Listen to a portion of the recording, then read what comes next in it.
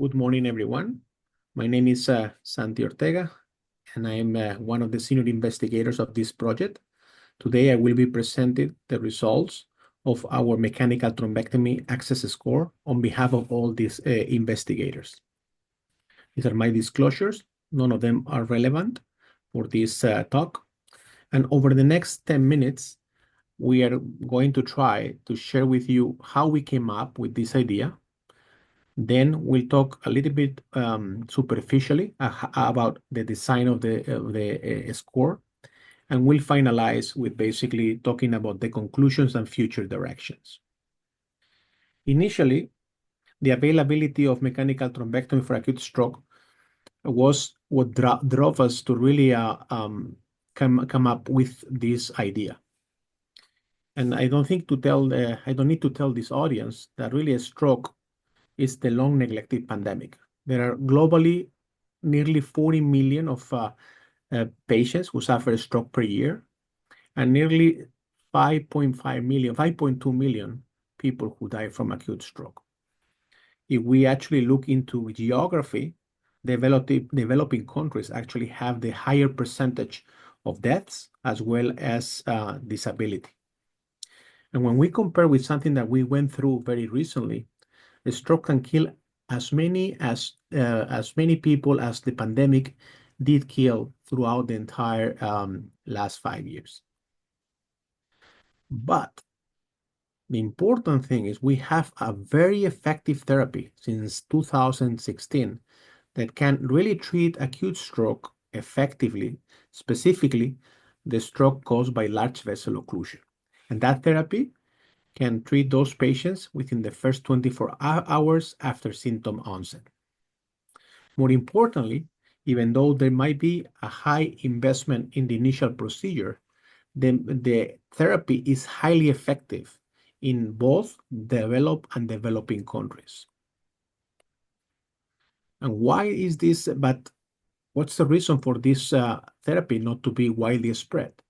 Dr. Asif very eloquently put together this work on the empty glass, in which he showed that we still have a lot of work to do. The median access rate for mechanical thrombectomy throughout the world is only 2.79%.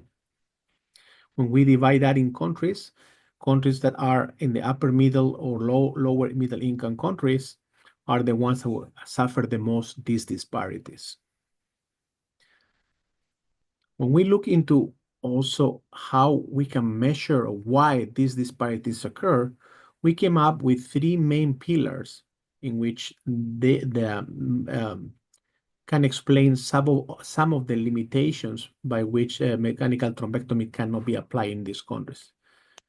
The diagnostic pillars, which is focused primarily in LVO detection capabilities, the physical pillar, physical access to mechanical thrombectomy, involving hospitals, EMS, as well as networks, and the financial access, which is very important in these low and middle income countries. Altogether, brought us to create a tool or a score that could measure the drivers of access to mechanical thrombectomy, with the idea of providing a roadmap that could accelerate treatment worldwide by identifying the main limiting factors. And how did we do that? First, we did a systematic review and applied the Delphi methodology, the modified Delphi methodology.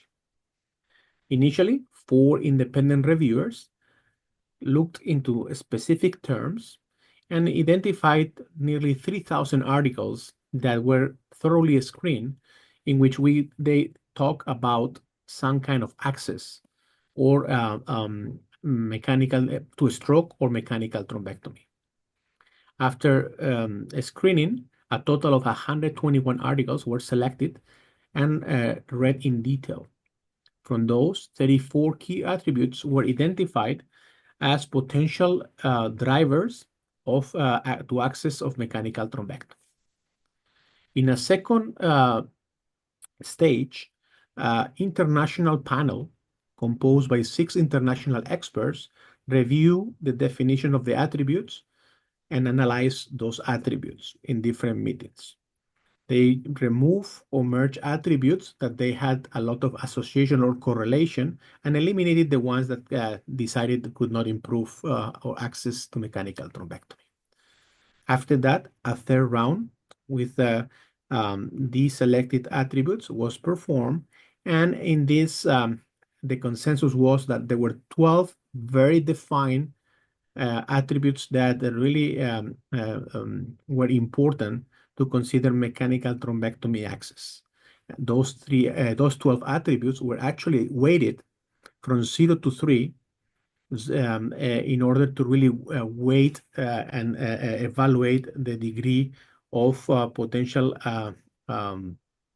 limitation to mechanical thrombectomy. And more importantly, those attributes were also categorized based on the barriers that I mentioned before, physical, information, and financial barriers. And this is the result of all this work that took us nearly 2 years to complete.